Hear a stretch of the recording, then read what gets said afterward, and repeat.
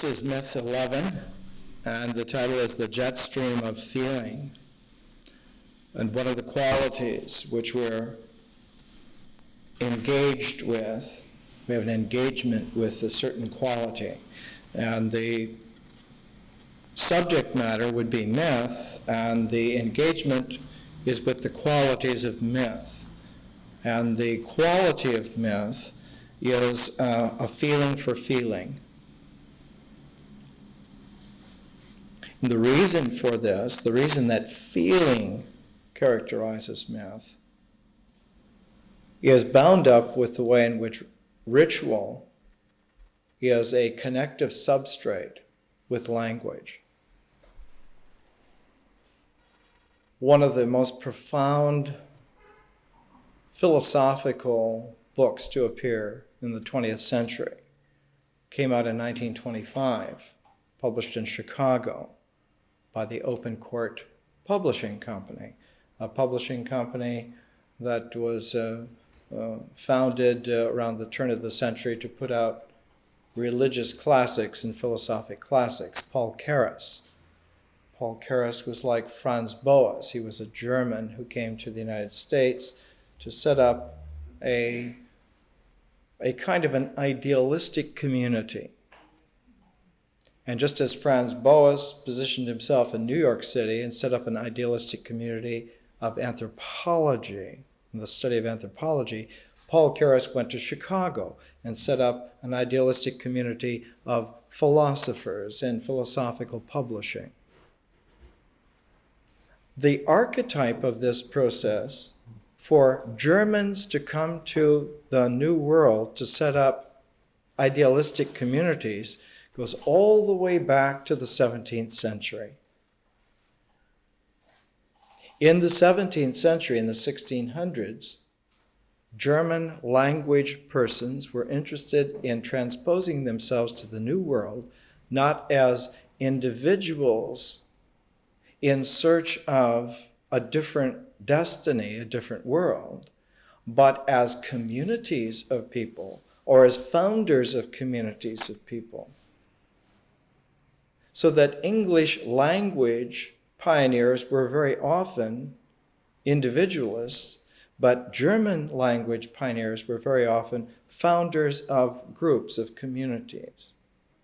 So that the place in the New World, which was the focus of German integration, originally was Philadelphia, the city of brotherly love, the city of specializing in communities, of group efforts, of community efforts. And the early German immigrant communities were in the 1690s in what is today Philadelphia, what at the time was the outskirts of a very small community.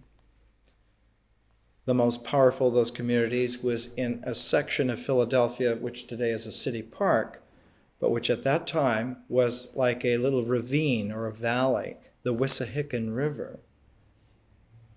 And there, a community of 40 monastic young German men, under the leadership of a man named Kelpius, built a round structure which they communally lived in, little cells grouped around in this circle. And the top of this was a circular dance floor where they did mystical religious dances together. And on the roof of this building, this drum, was a cross that caught especially the morning light so that it glowed in a rosy red. And this was a Rosicrucian mystical community, typical of the search for a new world for the community and not just for the individuals. French language pioneers very often came not as community builders or as individuals, but came to interface with the New World.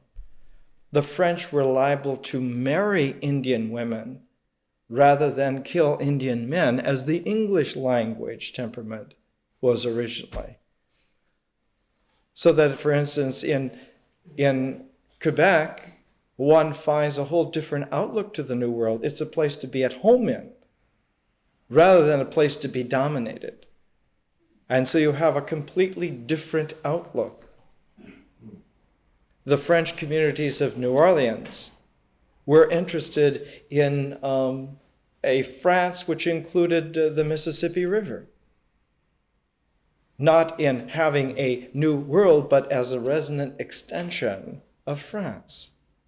So that English, French, and German immigrants all have a different quality because language makes a tribal structure. And we need today to take a look at, in some way, how language styles feeling, toned intelligence, and makes the gestalts that then are the first real structures of a human society. Now we're talking about societies on a tribal level, on a cultural level, rather than civilizations. Civilizations are differential, a whole different order, whole different kind. Not only a different kind, but a different type of human activity. Let's come back to myth. And let's work here with something uncharacteristic of our technique. We're trying to stay away from definitions. The whole process of definition, of defining, is to make a boundary. A definition is making a boundary around something. And once the boundary is complete, once the fence is built, we assume then that we have a shape, that we have a territory, that we have a terrain which is defined, which is ours because we built the fence around it. This is only partially true at best. It's never actually true. Because you fence in 1 square mile of a 2,000-mile prairie and you plant it with corn, is the prairie then a cornfield? Not so. And to mistake it for a cornfield is to fall into a magical worldview where your vision dominates yourself. If you fence in 300 square miles and say that this is a cattle ranch, and then other people come wanting to plant corn or to raise other animals like sheep, the cattle rancher says, "You're intruders on our culture, on our terrain." Bang, bang, range war. And so just like that, the simplest qualities that we are talking about today result in deaths for untold numbers of people, for strife that lasts more than a century, for patterns that have repeated themselves throughout human history and over the last 6,000 years have claimed far more deaths than every other cause put together. Where does all this come from? And in a practical way, how can we prepare ourselves not to be sucked in? How can we defend ourselves? And this whole quality of defending ourselves against what? Against something which is a substructure to our own reality? It just simply means that one gets better and better at self-defense, but that quality has a period of diminishing returns, where after a while you get better and better at defending yourself against the problem, but because the problem was an endemic structure in your personality, it becomes counterproductive after a while, and any increase in ability to fight becomes self-destructive. At this point, the existing educations on this planet are booby traps leading to, at best, limbo, and at worst, mass suicide in slow motion. Which means that the chronic problem is not, as the headlines of the Los Angeles Times said yesterday, that 1/4 of the teachers were capable of teaching and that 3/4 of them are incapable of teaching. It's a much deeper problem. 99% are incapable of teaching on this circumspect quality of not reaching a point of diminishing returns. So that one needs to re-examine literally everything from every viewpoint. Where can one stand? Published in 1925, the book Experience in Nature by John Dewey, published by the Open Court Publishing Company in Chicago.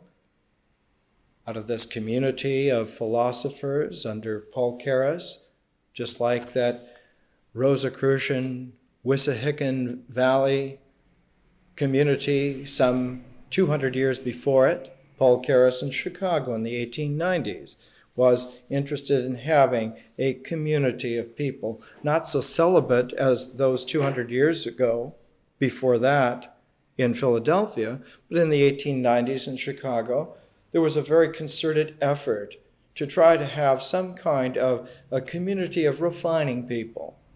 The Chicago of the 1890s not only had Paul Keres, and not only had John Dewey, but had Frank Lloyd Wright, it had Louis Sullivan,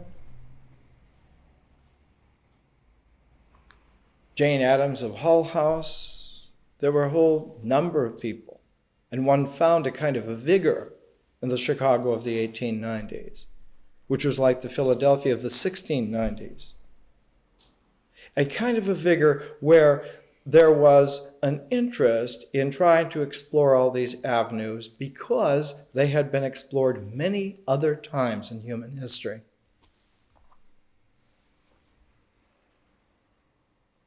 And though most people were uneducated, did not understand that they had been explored not only in times of the Renaissance, several hundred years before, but it had been explored, let's say, in Hellenistic times, a couple of thousand years before.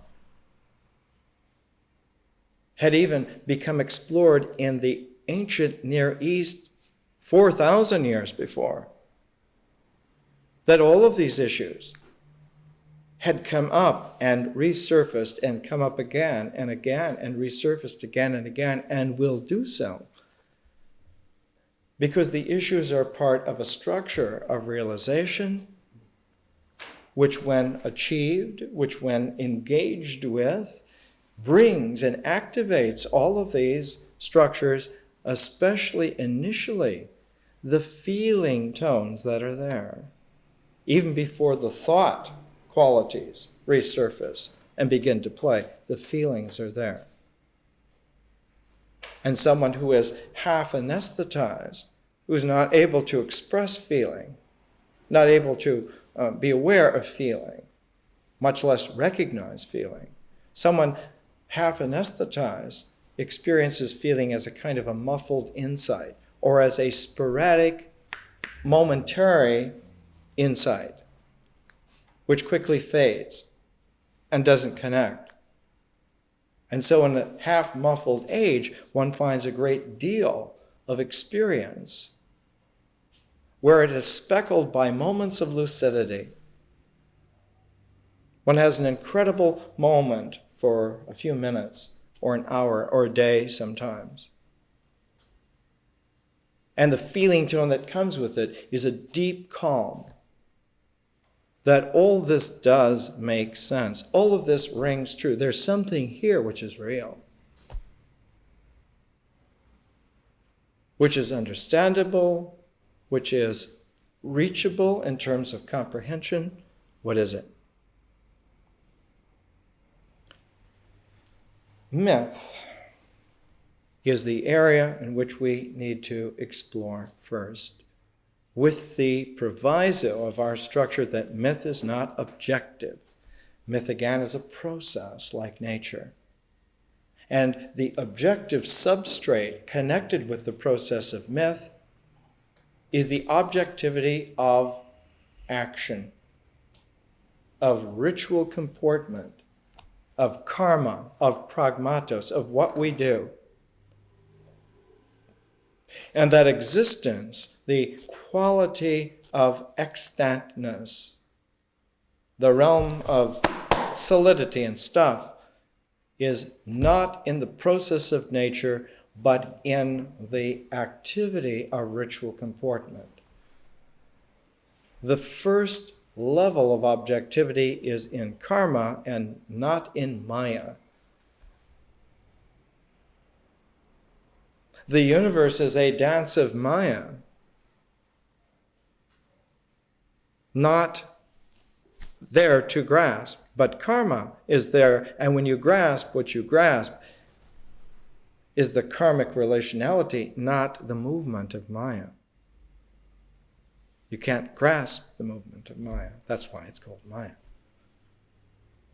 But karma, not only can you grasp it, but it's like a high tension wire that's carrying energy. Don't grasp it too hard. Because it takes you. You don't take it. You don't have it, it has you. And so one of the great realizations, not intellectual realization, not a thought tone, not a thinking tone realization, but a feeling tone realization that comes in myth, is that one has to respect existence. That existence is not to be toyed with. And one of the great fundamentals of human dignity comes out of this, that when we really exist, we not only deserve respect, but that respect is an indigenous, inalienable part of our existence. Not a part of it, not just a quality, not an accidental element added on, not a film, not a surface, but part of the reality of existence is this respect. Because existence has a connectedness then to this further process, this further resonance, which we call generally experience. Experience. And as myth, being a process of experience, a feeling-toned experience, is related to the process of nature. John Dewey's book in 1925 was called Experience and Nature, about two processes that, when seen in a kind of a natural, plain, realistic way, they flow together. Experience and nature flow together. They form a pair.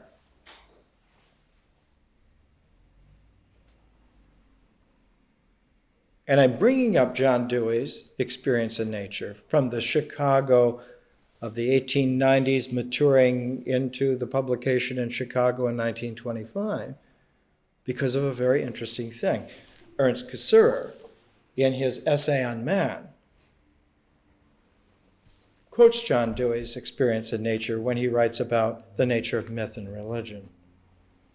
And how does it come that we're talking about Ernst Cassirer? Because our pair of books at this section of myth is Cassirer's Language in Myth and Eliade's Myth and Reality. And just as Language in Myth is translated from the German and first published in 1946 in the English translation, first edition, 1946. Let's think for a moment. Ernst Cassirer is in the United States of the late 30s and early 40s. He's teaching, I believe, at Yale University.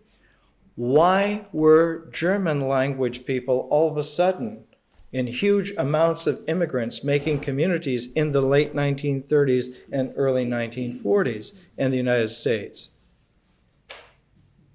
Because it was very difficult for many German thinkers and feelers to remain at home in the late 1930s and early 1940s.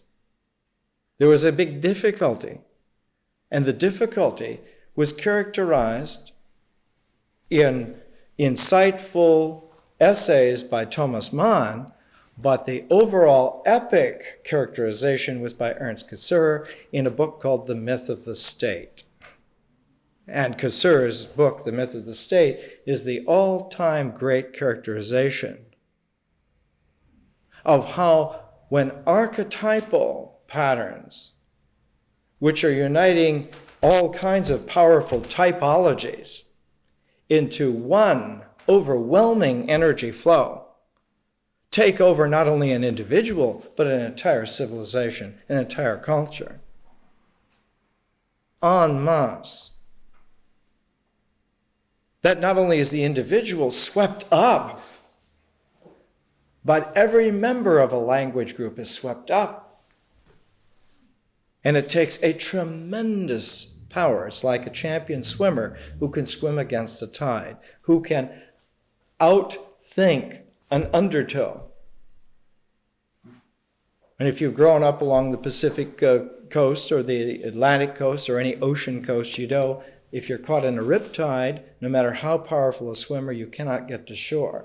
You have to swim parallel to shore for a while until you find a weakening of the undertow, and then you can come in. And it was someone like an Ernst Cassirer in The Myth of the State that showed us how to swim parallel to the shore long enough until we can find a way to come ashore out of the peril. But while Cassirer was there, his German language books were very difficult to translate. He's a very highfalutin type of a philosopher. And that's why he wrote Language and Myth, to come out so that it could be translated very succinctly into English, but to go along with Language and Myth in order for English language people to be able to understand something which they were also exposed to, but not at the historical moment, yet commandeered into an archetypal seizure. Susceptible, but not yet infected. Susceptible to the same disease. Absolutely. Someone who thinks that Nazism is a German problem is gravely mistaken. It's an archetypal problem. It sees the Romans, they never could speak any German. It sees the Greeks. It sees a lot of people who never heard of Nietzsche. It's an archetypal problem. And so Cassirer wrote an essay on man originally in English to come out in 1946 to go along with Language and Myth. So that when this little book was translated as the essence of his philosophy of symbolic forms, as centering on the problems of language and myth, that his essay on man would carry a larger context in the original English language to a population of people that needed to hear that. Because the Second World War in its European theater was largely a war between English language and German language persons. Between German language persons who were in fever and English language persons who were fighting against those in fever and yet had the same susceptibilities. And one of the great archetypal nightmares of the 20th century was the worry that English language people had been infected by the archetypal disease even deeper than German language people. And that the Cold War was a facade of building up an armament based on English language people that would make the Nazis look like provincial warlords. And so the late 20th century dominated by a consternation that was so complex and so filled with nuance that almost no one could keep track of it unless someone went back and found that there were precursors of all this. that these problems do not come fresh from the mind of a Zeus, but have an etiology, have a development, have a history, in fact. But that as the history surfaces, the mythic quality, the mythic substrate where sense could first be made out of it, not in terms of thought, but in terms of feeling, as history becomes more and more differentially conscious, myth sinks into subconsciousness. Why is this so? Because of the principle, because of the law of the squares of attention. That one never keeps accurate account of more than 4 sides, a square of attention, 4 phases out of a possible 8-fold phases at any one time. And if the square of attention includes history, as we'll see, it also includes art, it also includes vision, and at its base, it includes symbols. But it does not include, if you have history in your square of attention, myth has gone into subconsciousness. This is very raw. It's very difficult to sustain intellectually on a delicate level because it's still there, still operative, but it's not within conscious focus. It's not within your attention.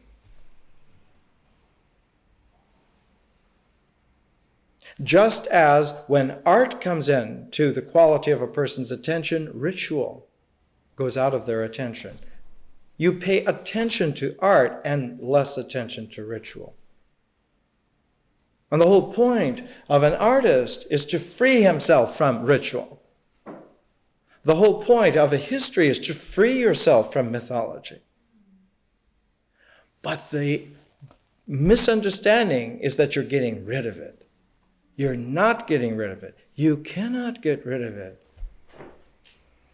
For an artist to get rid of existence, to think that one has overcome karma, is very big error, very big peril. And so a lot of works of art are about the perils of its own process, of its own nature. And a lot of the great histories of the developments in history are an awareness of problems of mythology. To have a healthy history, one has to have a very good idea of the myth of the state. It's a necessity, it's a medicine, it's a tonic. It's a quality which is essential and cannot be written off as intellectual, grandiose, who knows what. No, it's not. It's an integral part of the actual reality that we were dealing with. And if we're going to deal with it in a way in which we're not going to be swamped, the boat that goes over history is caulked with a good understanding of the myth of the state. Now, all of these problems, all of these difficulties, all of these insights swirl around. And let's come to a focus here. Let's come to Casseur, an essay on man, written in English, 1946, as the complement to the English translation of Language and Myth. And just as Suzanne Langer translated Language and Myth, later on when we get into our development of symbols, we'll use Suzanne Langer's Philosophy in a New Key. So just another month and a half away, we'll be using one of the great American philosophers, Suzanne Langer, one of the great women philosophers of the 20th century, who not only learned from the German language Ernst Casseur, but her co-teacher was the English language Alfred North Whitehead, one of England's greatest philosophic minds. Whitehead was the co-author with Bertrand Russell of Principia Mathematica, a big 3-volume treatise that forever shifted the foundations of mathematics and logic. Shifted them because it brought them congruently together. Principia Mathematica showed that the structures of logic and the structures of mathematics were the same structures. That this was a very difficult realization to come to, and before 1900, when that three-volume set was published, actually 1910 was the time when it was first completely published and put out. No one in history had ever recognized that those two sets of structures were not only congruent, but they were the same. That the logic of language is the structure of mathematical abstract thought. So that language has something to do with universal structure. And universal structure, then, is the way in which language needs to realistically be understood. Hence, language and myth, myth and reality, reality and language. All of these go together. It's like the center of a Tibetan tanka, of a mandala, where you have three creatures chasing each other. You have the snake, you have the pig, and you have the rooster, and they chase each other round and round and round. Forever, they go together. They're always together. The Vajrayana typology is from the old Mahayana typology, which is from the old Theravadan typology. Anger, greed, and lust. A tripartite typology. Anger, greed, and lust. They always go together. They pursue each other infinitely, indefinitely. And that if one does not deal with the whole ensemble of it, if you think you're going to deal with one and not the other two, or with two and not the third, or sporadically with one and then another, but not comprehensively, any of those options, all of those options are losers. Big time.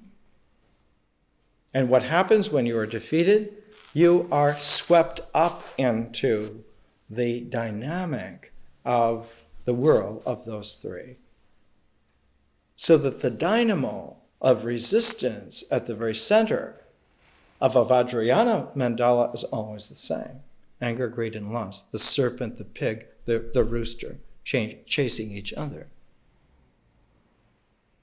Language, myth, reality, powerful ideas, but they have to be considered together. And when they're considered together as a constellation, as a gestalt, when they're considered together, the resolution is possible. And the resolution is so completely possible that it also is applicable.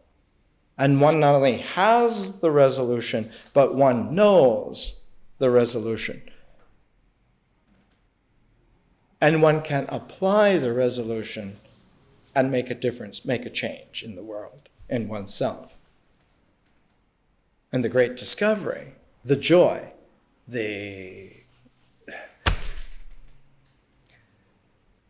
reason that Schiller would write Ode to Freedom, and Beethoven set it to music, because there is a threshold at which the individual crosses where you realize that you can remake what you need to come into blossoming, and that the scale is unlimited. You can not only remake the conditions of resistance that made it so difficult for you, but if need be, man can recut the universe so that it will blossom. If he discovers that truth does not occur in the natural universe, then he can recut the entire universe so that it is a cosmos that allows for justice and truth and beauty to be dominant. This is freedom. It's not just on scale of having freedom of choice, but on having the freedom to apply the jewel cutter's techniques to the basic ore and bring out the jeweled reality. The conviction that this is not only possible, but is inevitable, is the very dynamic that powers the visions of civilization. Let's return. Notice how we come back in curlicues. Come back to John Dewey's experience in nature, quoted by Ernst Cassirer in his Essay on Man. A German living in America in 1946, at the end of the Nazi regime, whose end was brought about by Americans.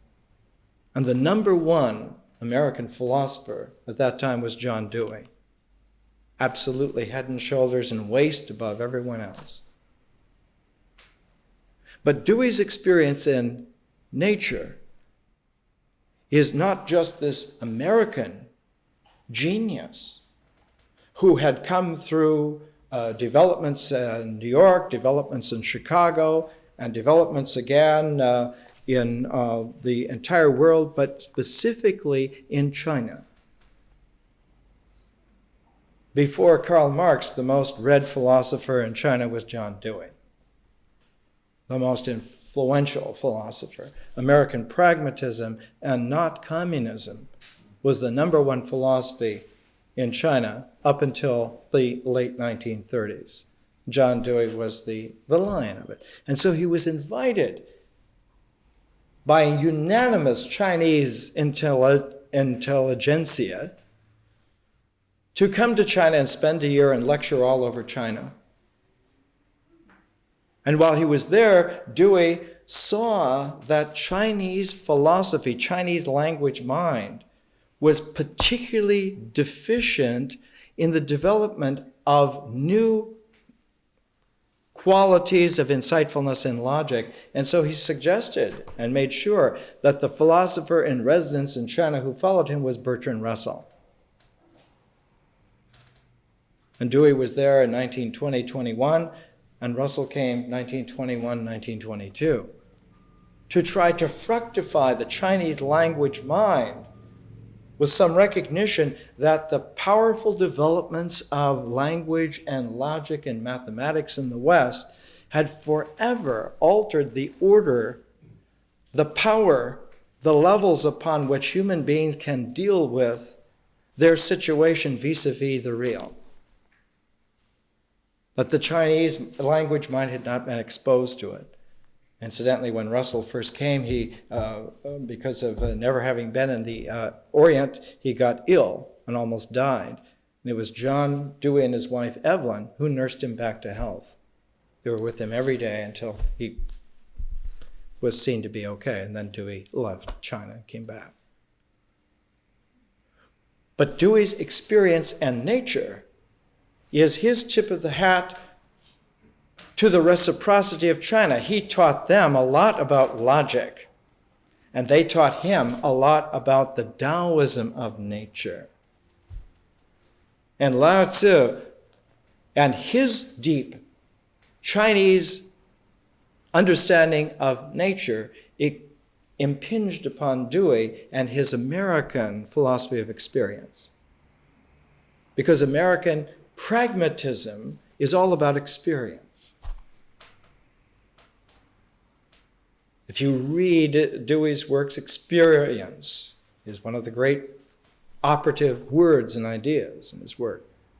But in nature and experience, one sees the Chinese indelible influence upon him.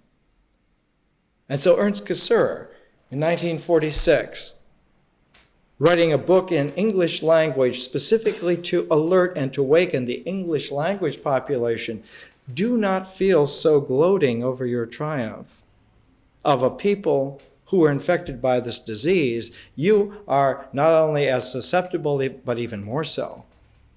God forbid. And after the break, we'll come back and we'll take a look at the quotation and set this all into some of the notes on the jet stream of feeling. Because underneath it all, always, when one gets the pulse of this situation, the pulse is recognizable. It's a heartbeat pulse. The jet stream of feeling, no matter how powerful or how fast it is, has a syncopation based upon the heart. Let's take a break.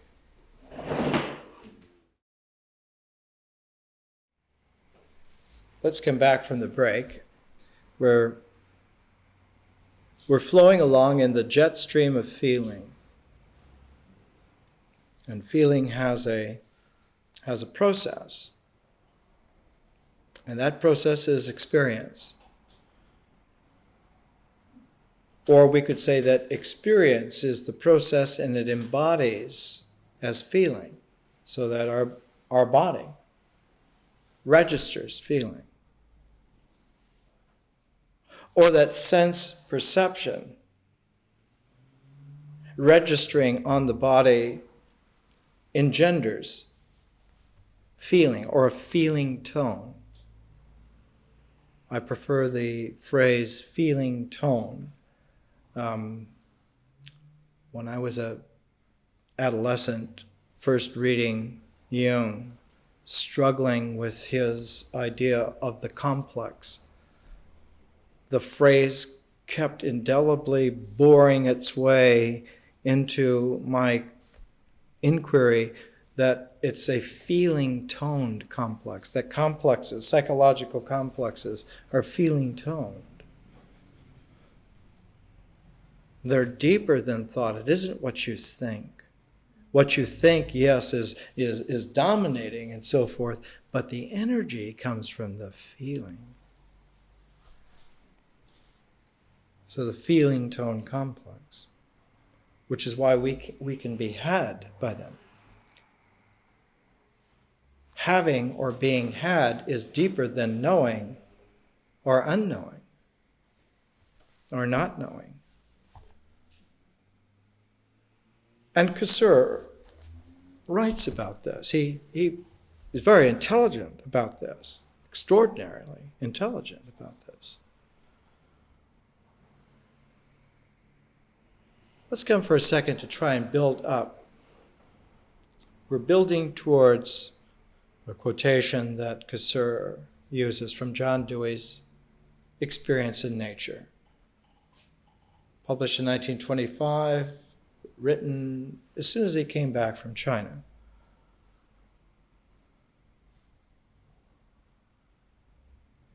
Casseur, in his book, An Essay on Man, 1946, complement to the translation of Language and Myth by Suzanne Langer, one of the pair of books that we're using here with Eliade, Myth and Reality. Chapter 7 of An Essay on Man, an essay on man, essay, a 17th century form, writing an essay about taking an idea and structuring it out and explicating the idea by giving it a literary treatment of fullness and wholeness, everything. Chapter 7, Myth and Religion, bringing them together. Of all the phenomena of human culture, myth and religion are most refractory to mere logical analysis.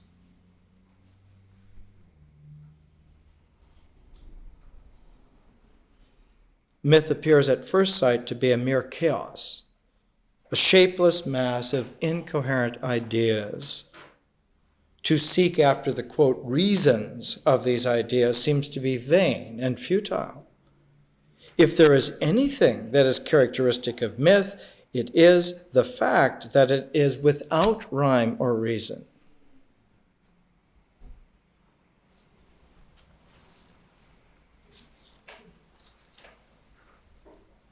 But if we look deeper,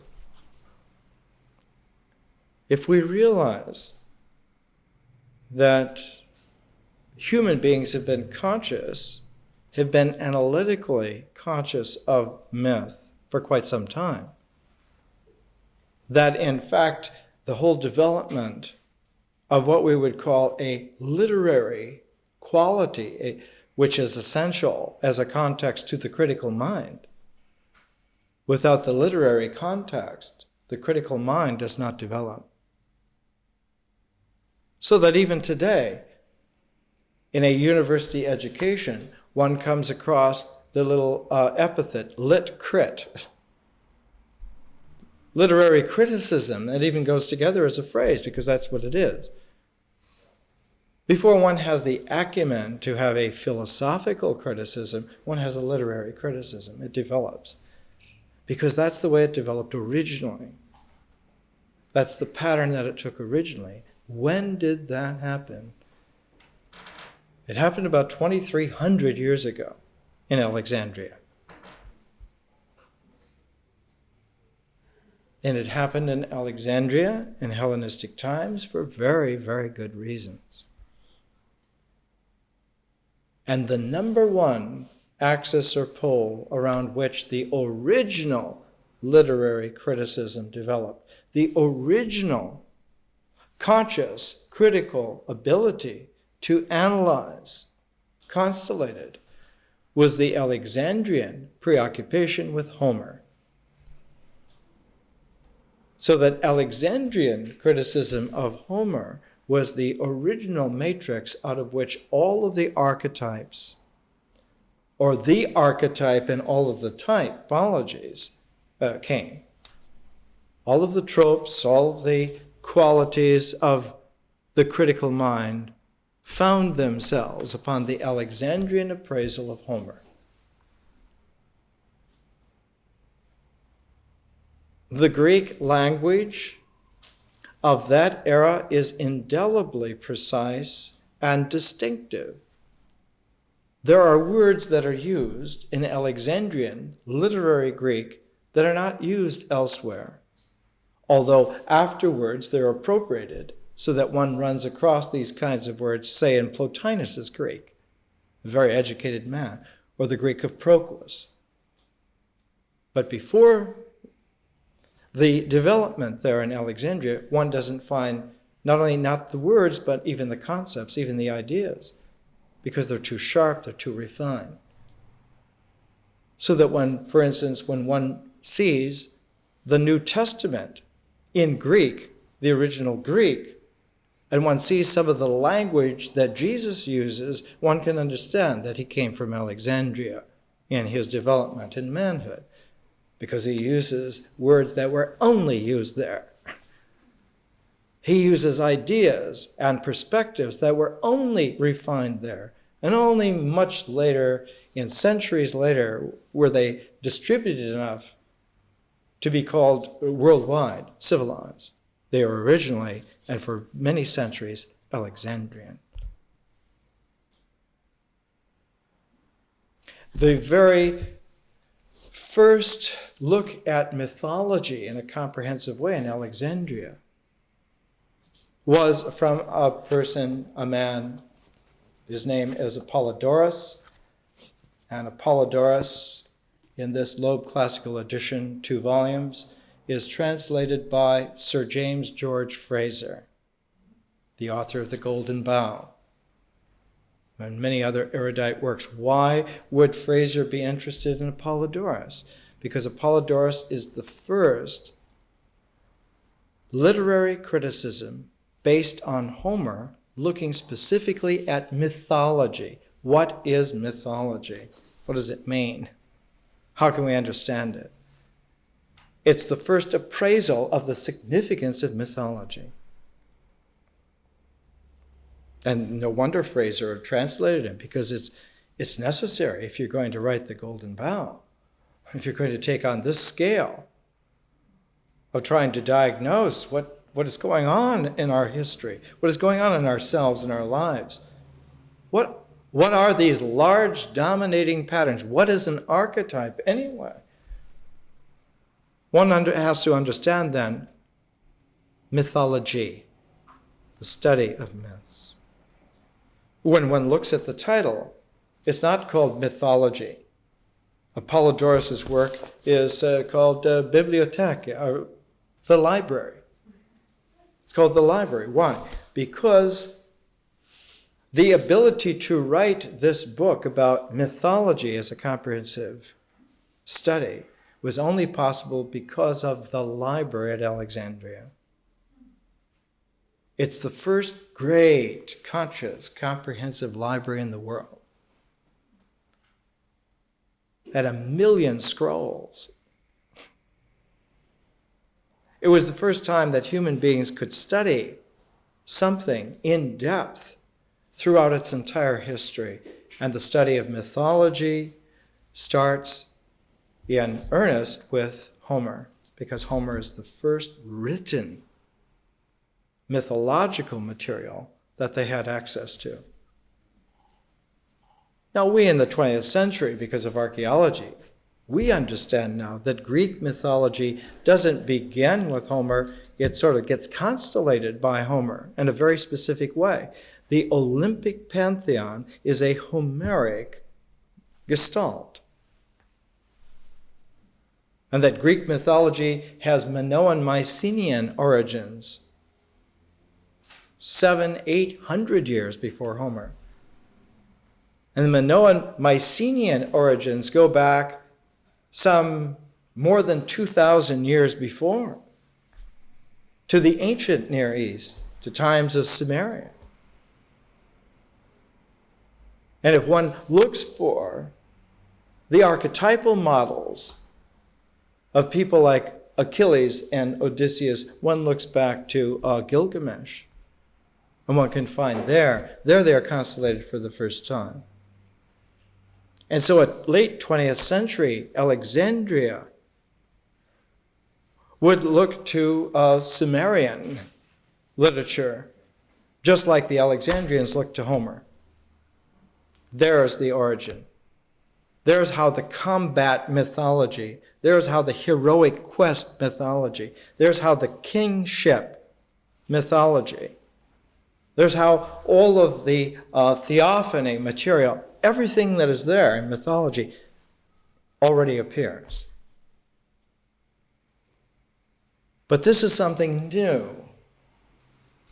This was not available to any human beings because simply the scale had beggared the imagination.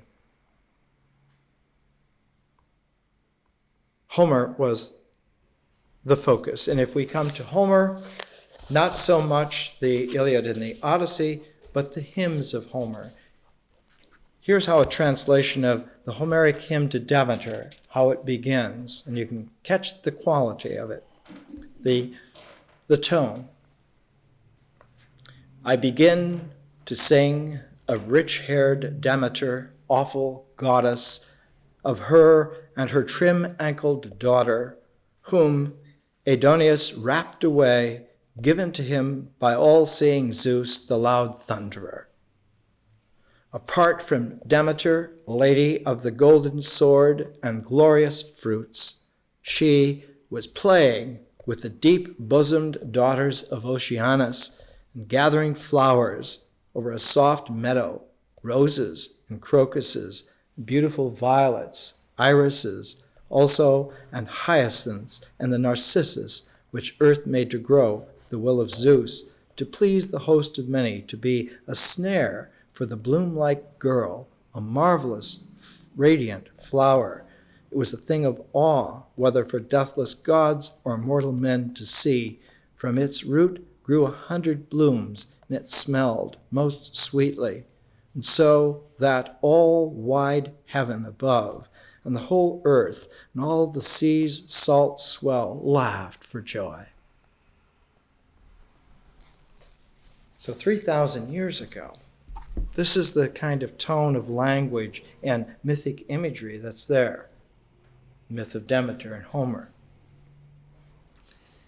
And Apollodorus is doing his work around 150 BC in Alexandria. It's an Alexandrian refinement, a compilation of many different qualities, many mythic perspectives centered around Homer, but notice the difference in the language. just a section here.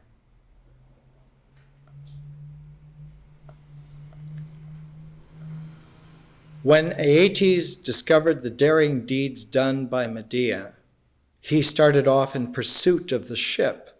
But when she saw him near, Medea murdered her brother and cutting him limb from limb, threw the pieces into the deep. Gathering the child's limbs, Aeetes fell behind in the pursuit. Wherefore he turned back, and having buried the rescued limbs of his child, he called the place Tomi. This is on the Black Sea coast, near where Armenia and Georgia are today.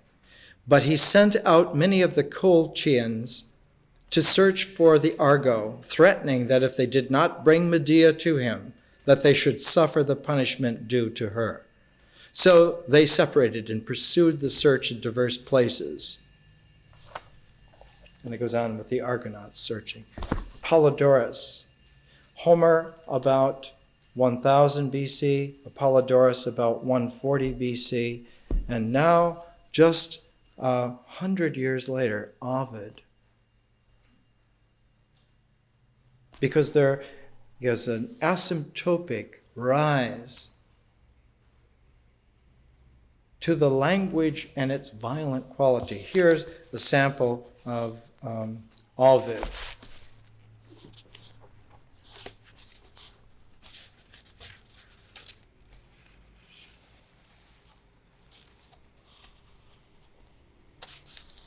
Then they say the wretched daughter of Miletus lost all control of reason. She tore her garments from her breast and in mad passion beat her arms. Now before all the world she rages and publicly proclaims her hope of unlawful love, disappointed in which she forsakes her land and her hated home and follows her fleeting brother. Just as crazed by thy thresis, O son of Semele, the Hesperian worshippers throng thy triennial orgies. So the women of Bubastis beheld Byblis go shrieking through the broad fields. Leaving these behind, and she wandered through the land of Caria, by the well-armed Ligetes and the country of the Lycians. And now she had passed by Cragus and Limye and Xanthus stream, and the ridge which dwelt, where dwelt Chimeria, the fire-breathing monster, with lion's head and neck and serpent's tail. Clear beyond the wooded ridge she went, and then, at last, wearied with pursuing, you fell, O Byblis, and lay there, with your hair streaming over the hard ground, and your face buried in the fallen leaves. Often the Ligaean nymphs try to lift her in their soft arms, often advise her how she may cure her love and offer comfort to her unheeding soul. Byblis lies without a word, clutching the green herbs with her fingers and watering the grass with her flowing tears.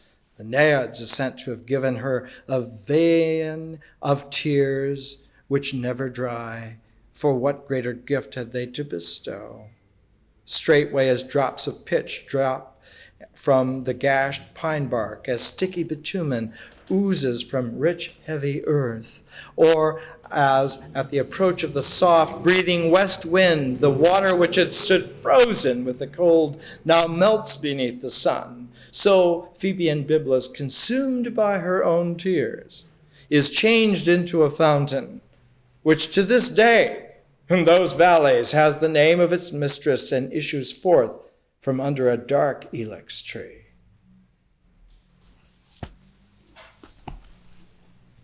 You catch how the language tone has intensified. Because there is an inexorable integration going on. The symbolic condensation of feeling intensifies it, and the mythic imagery becomes more vivid, more violent, in more savage colors. The tones of the drama now become almost murderous and suicidal. Ovid finished his Metamorphosis in 7 AD. But he finished his Metamorphosis in exile.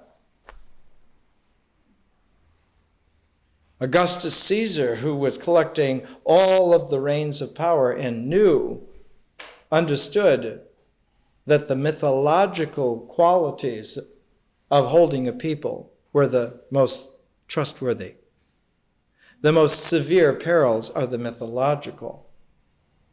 And to hold a yoke over the disparate kinds of peoples of the world, he held a master yoke over all the mythologies of the world. And he did not like someone like an Ovid who was writing a super view of mythology, like Apollodorus, but doing it as a Roman. He didn't like competition.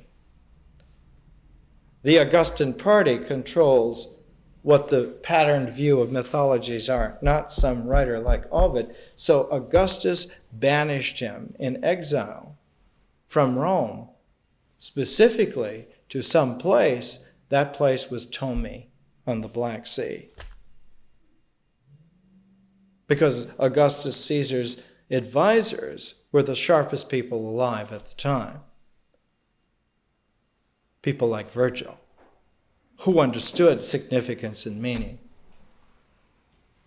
People like the great poet Horace, who were all trying with their best language, their best Roman Latin language minds, to focus this power in such a way that it would be tied in a knot that would never break. And they did such a good job, it's there today. It's still there.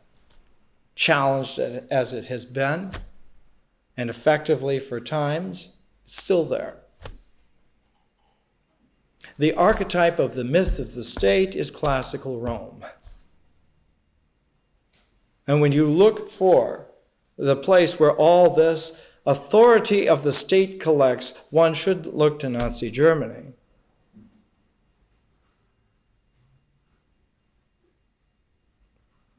One looks to Augustan Rome. There's the inspiration, not only for a Hitler, but for a Napoleon. The list is very long of those who aspire. It's the origin of the word imperium, imperial power. An imperial power is not held by a king, but by a king of kings. An imperial power is so much that one is a king over kings. That no matter what kingship was as a power in mythology, now in symbolic empire, the imperium is a king so powerful that his subjects are all kings. Understand? It's like meta power. The individual has no relationship whatsoever. The person on the street has no relationship to the power of the imperium. The imperium is a metaphysical power. It's embodied above what anyone could aspire to. Your cries of anguish are just part of the brambles of the natural world and have no appeal, they have no effect upon the imperial level.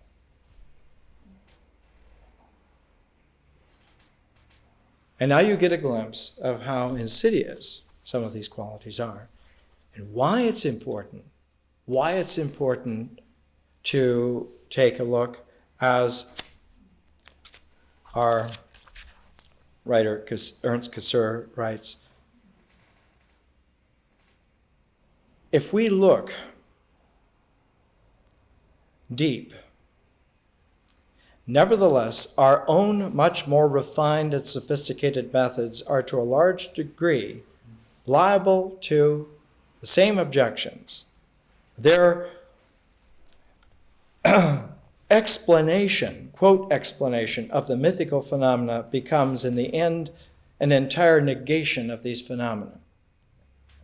That is, as one seeks to explain mythology, the explanation replaces the occurrence of myth. And one is left more and more with very clear explanation and no feeling for the myths themselves. It's a displacement quality.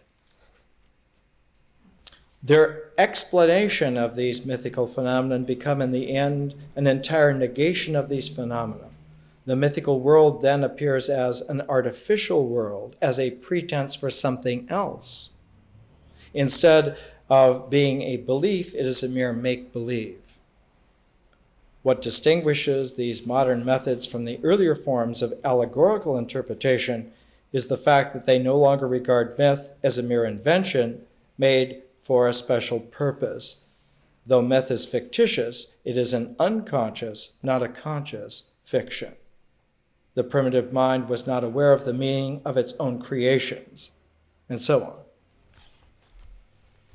Whereas the Alexandrian study of mythology, starting with Apollodorus, is that there is a fictive belief level going on here on primitive level.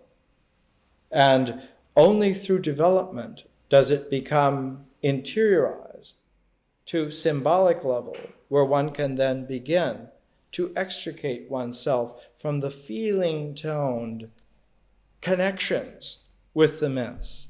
Kusura writes in here how the awareness must be reinstated that primordial peoples did not use myth as a way to know the world, but as a way to have existence.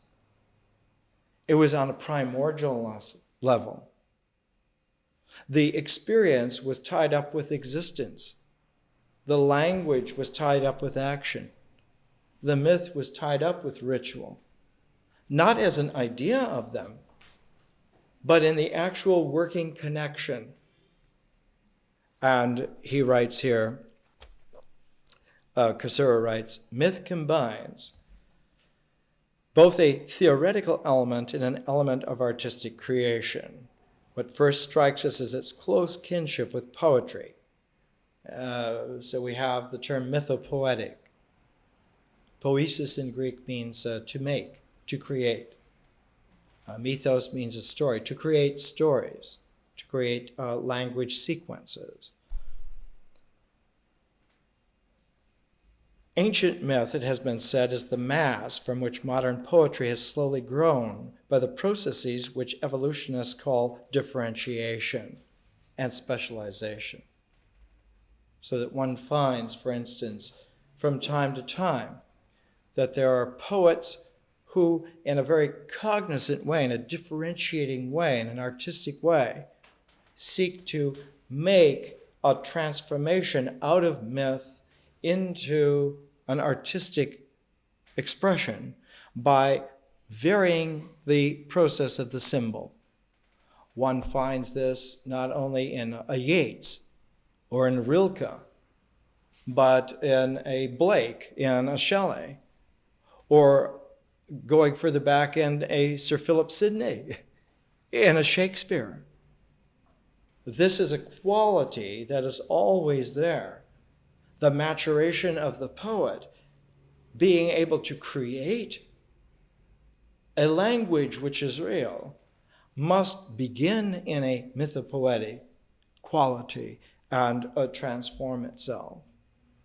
And in doing so, one of the burrs, one of the snares, one of the hooks that stops this process from maturing is how one understands the image. The image becomes both the problem and the release at the same time. And if one is not able to go beyond the image into the symbol very easily, then your work, your language, your product becomes gaffed by the problem of the image. A good example of this is Ezra Pound. The cantos of Ezra Pound are an epic that is garroted by the problem of the image. whereas the poetry of Eliot and Yeats, T.S. Eliot and W.B. Yeats, is a poetry that escaped the hook of the image because they went on into the symbolic capacities. Their poetic language utilizes a transformation which becomes a problematic for someone like an Ezra Pound.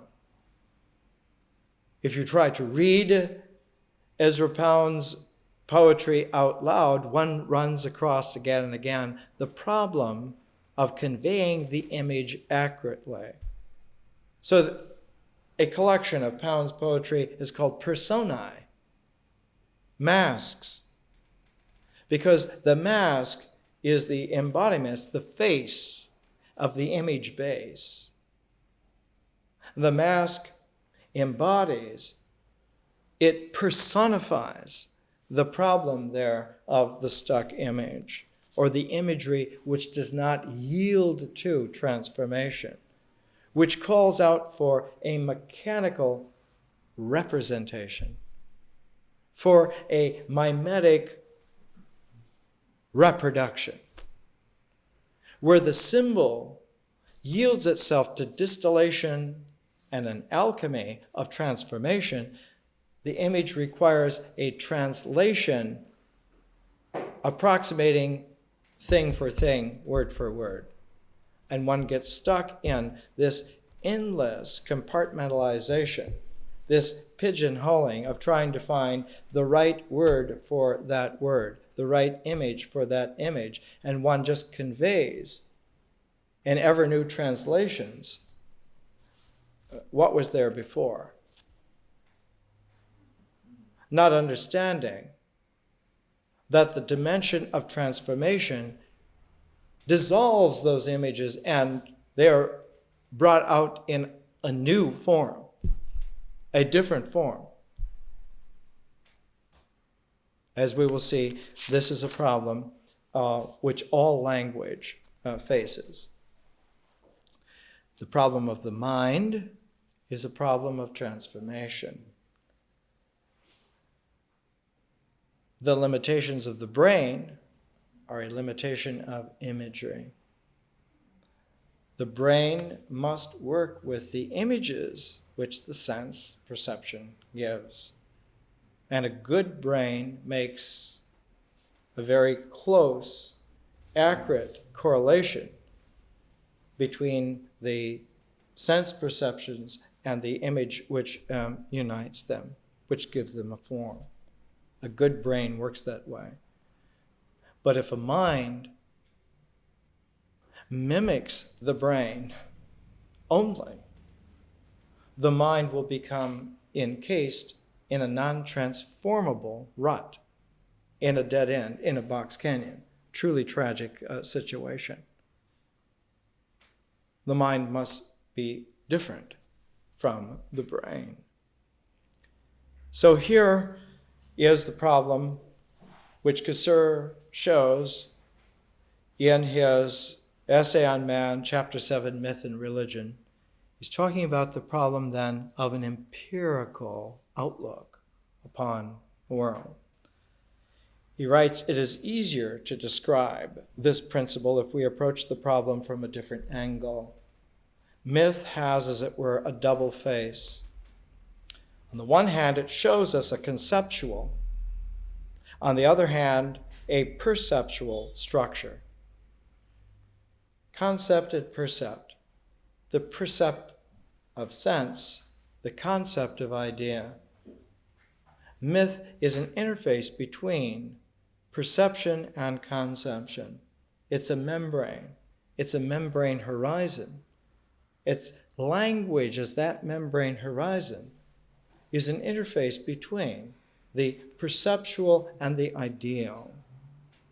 And Casur writes here, "It is not a mere mass of unorganized and confused ideas. It depends upon a definite mode of perception. If myth did not perceive the world in a different way, it could not judge or interpret it in its specific manner. We must go back to this deeper stratum of perception in order to understand the character of mythical thought. The perception has a deeper quality. To suppose that sense perception registers item for item and mechanically transmits that is actually a misconception. For the gestalts of basic sense perception are always mobile. They're always in flux. They're always in change. They're always in nuance. Why? Because nature is not statically there. Because nature is a matrix of change. And perception being au naturel, truly, would also be in constant matrix of change. Sense is always iridescent. It's never statically positioned so that it's do or die, make or break. It's always mobile. It's always iridescent. It's always scintillating. And because perception is scintillating in its structure, imagery is alive. That's why imagery is alive. That's why the imagination is able to engender a living quality. Blake talks about imagination and energy. And indeed, the imagination has a tremendous vitality, an energy. It's imaginative. And its vehicles, its figures have a living vivacity. They have, as it were, for us, an inner life. We have an inner life, which is parallel to natural life. And the connection between the parallels is there because of the mutual connectedness with existence, the extant, the focus of action. The focus of action between nature and feeling, the mutual focus, that is extant, that is connective, and holds the two in tandem, as it were. What interests us, Kasura writes, in empirical thought are the constant features of our sense experience. Here we always make a distinction between what is substantial or accidental. These are medieval philosophic terms. Substantial or accidental, necessary or contingent, invariable or transient. By this discrimination, we are led to the concept of a world of physical objects endowed with fixed and determinate qualities. But all this involves an analytical process that is opposed to the fundamental structure of mythical perception and thought. The mythical world is, as it were, a much more fluid, fluctuating stage than our theoretical world of things and properties, of substance and accidents.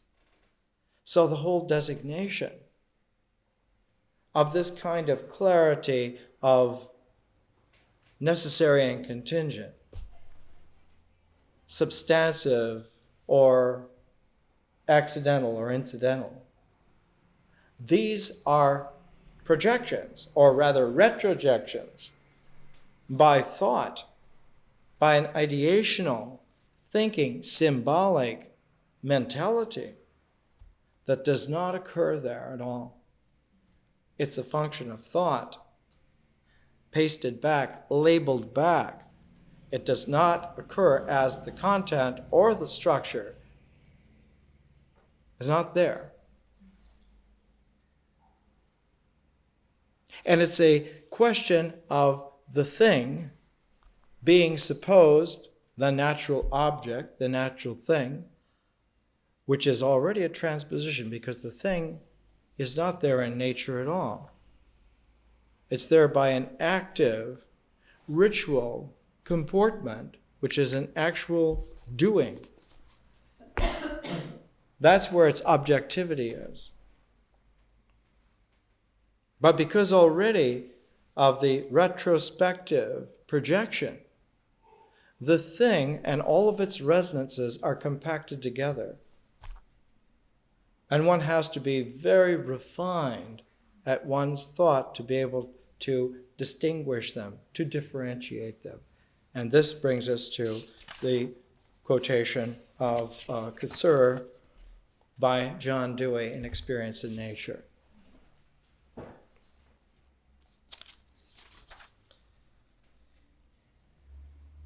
If we argue, writes Casseur, upon this methodological and epistemological principle, if we argue along these lines and we're trying to figure out what is going on,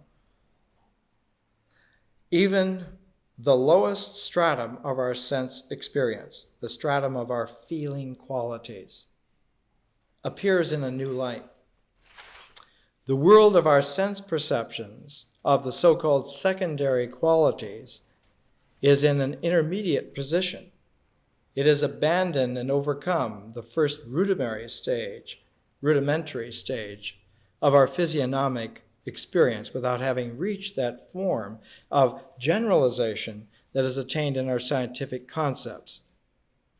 So one has a rudimentary, an intermediate, and then a sophisticated level. One has a feeling tone qualities, sense perceptions, abstract facts. All three stages have their definite functional value. None of them is a mere illusion. Every one is, in a measure, a step on our way to reality. The best and clearest statement of this problem has, to my mind, been given by John Dewey. He was the first to recognize and to emphasize the relative right of those feeling qualities which prove their full power in mythical perception and which are here regarded as the basic elements of reality. It was precisely his conception of the task of a genuine empiricism that led him to this conclusion. And he quotes John Dewey from Experience in Nature. Let's listen to Dewey for a moment. It's extremely refined. Things are poignant, tragic, beautiful, humorous, subtle, disturbed, comfortable, annoying, barren, harsh, and as such are immediately so in their own right. These traits stand in themselves on precisely the same level as colors, sounds, qualities of contact, taste, and smell. Any criterion that finds the latter to be ultimate hard data will impartially applied come to the same conclusion about the former. In other words, feelings, the tragic, the poignant, the beautiful, are as primordial as colors, as sounds, as smells, as sense contact. They're all immediately primordially there. Any quality as such is final. It is at once initial and terminal. Just what it is as it exists. It may be referred to other things. It may be treated as an effect or a sign, but this involves an extraneous extension and use. It takes us beyond quality in its immediate qualitativeness. The surrender of immediate qualities, sensory and significant, as objects of science and as proper forms of classification and understanding. Left in reality, these immediate qualities just as they were. Since they are had, there is no need to know them. But the traditional view that the object of knowledge is reality par excellence led to the conclusion that the object of science was preeminently metaphysically real. Hence, immediate qualities being extended from the object of science were left thereby hanging loose from the real object. Since their existence could not be denied, they were gathered together into a psychic realm of being, set over against the objects of physics, metaphysics, physics. Given this premise, this duality, all the problems regarding the relation of mind and matter, the psychic and the body, necessarily follow. Change the metaphysical premise. Restore, that is to say, immediate qualities to their rightful position as qualities of inclusive situations. And the problems in question cease to be epistemological problems. They have become specifically then scientific problems, questions, that is to say, of how such and such an event, having such and such a qualities, actually occurs. So one is led, and Dewey's philosophic outlook was termed as an ism, because they had to have isms in those days, pragmatism. But the origin of pragmatism, not in Dewey, but in William James, who's not a philosopher so much as a psychologist. And James's psychology is the great fount upon which, say, like a psychology like Jung is built. Jung is built upon William James rather than Freud. And in James, one finds the very first person who ever wrote a textbook of psychology, The Principles of Psychology, is the world's first textbook in psychology. It's the first map of the whole genome of psychological relations done as a whole, as a single pattern. And out of that, distilled, comes William James's recognition that nature is a plural universe. It is in its own right not one thing, not so much a universe, but it's unified by its omnivorous pluralism, to use a Neronian Caesar term from Quo Vadis, omnivorous. That is to say that the universe is plural in its unity. It's always multidimensional. It's always an interesting interpenetration of resonances. It doesn't have a principle other than the ironic quality that there are indefinite principles whose interface is through resonances that come together and form a plural quality. The pragmatic outlook is based upon recognizing that what is real in this is a scintillating pattern whose objectivity is in the action juncture. Wherever occurrence actually occurs, there is something that one can then begin to draw geometry from. There's something which one can base objective form on. And the development of symbolic form, when founded on that, comes out to be very certain indeed. We have to leave off here, and we'll come back next week. Let me just go through this statement about myth one last time and see how it hears now. See how your listening picks it up now.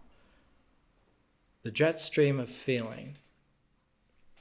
Myth is a process of experience, embodied as feeling and expressed through language, about images that cluster around type or typical patterned stories, and constellated by mythic image figures that characterize human relational types which tend towards a family structure. Mother, father, son, sister, daughter, brother, grandmother, grandfather, grandson, granddaughter, uncles, aunts, cousins, kinship. Tribal constellating of family or kinship vectors makes a people paired with the myths, so that one of the fundamental operating pairs is people-myths. People-myth is a pair, an operative pair, which energizes experience and feeling and language, so that one has phrases, communities of feeling, language, tribes, words which have families, families of words. Now, feeling is an emotional energy process. Imagine heat. Feeling is like heat. Emotion is like the magma, integral lumps of magnified feeling that are in the process of integrating and coming in together, not quite distinct as forms, but nevertheless having intensity and gravity. So feeling like heat, emotion the magma, and where the focus comes, where it crystallizes, where it comes together as a rock, like a pumice, a volcanic rock.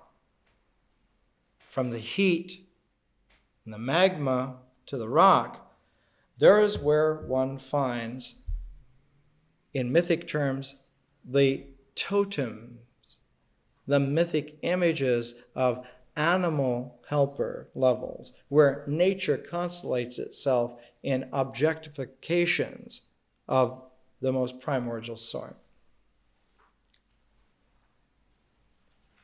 In the turmoil of an emotion, the animal image core is very much the way in which that operates. Not just a metaphor. The savagery of the lion, the sinuous elusiveness of the snake, the combativeness of the rooster. The whole realm of myth has this kind of equality. Two dimensions that work together here. One, the space of thought. Two, the time of thinking.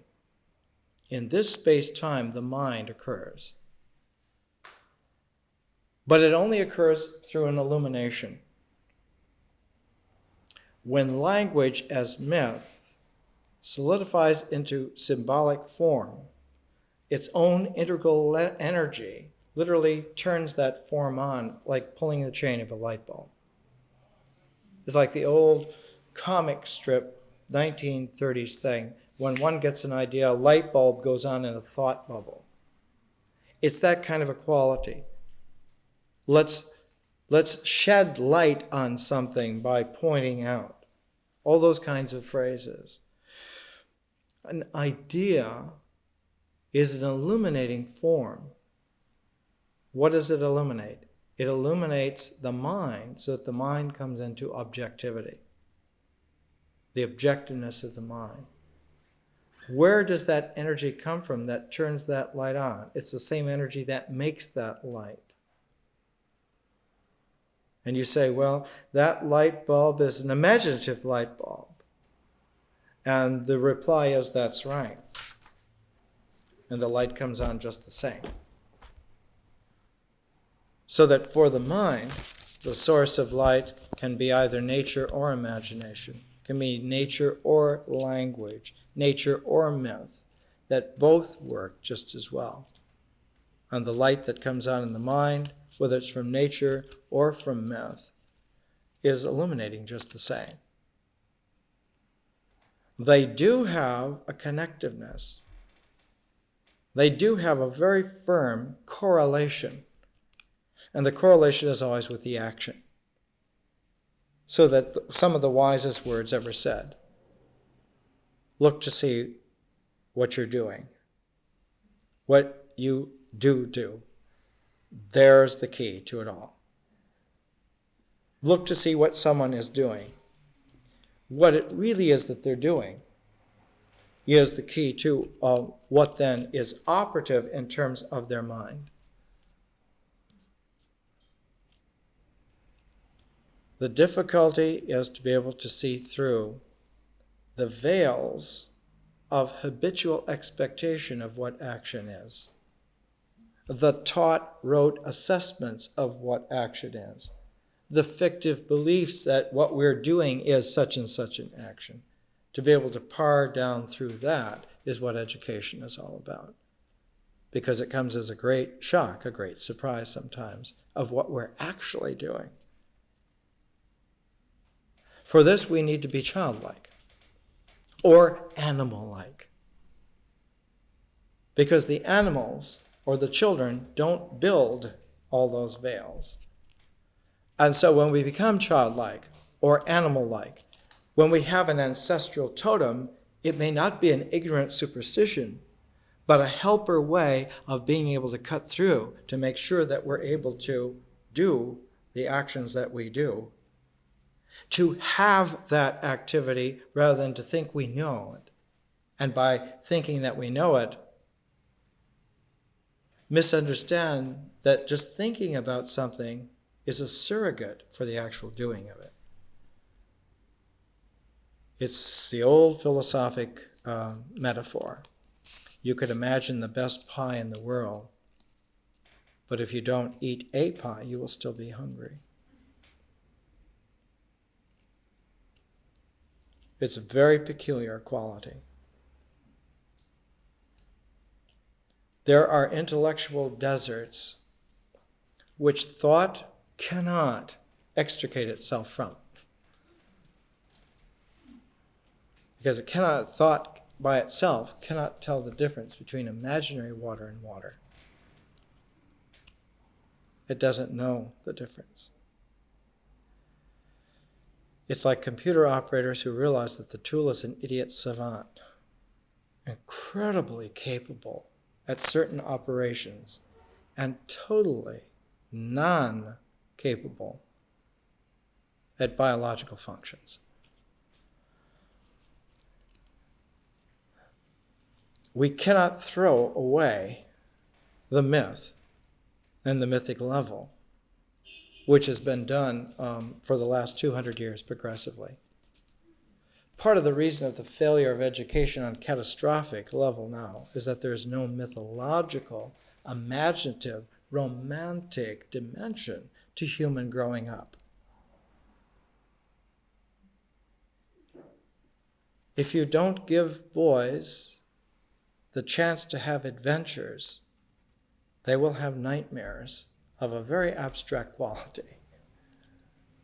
If you don't give little girls relational living romance, they do not tell the difference between whether a baby is crying just to annoy you or it's crying because it's hungry. I heard once, this is off the tape because the tape is finished, I heard once a woman in Berkeley, in the midst of one of the most sophisticated and long-lasting political rallies, where a baby was weeping and weeping, and the parents and everyone around trying to shush the baby, she stood up and she yelled very clear in the rain. It was raining. It was in front of Sproul Hall. She said, "Will someone feed that child?"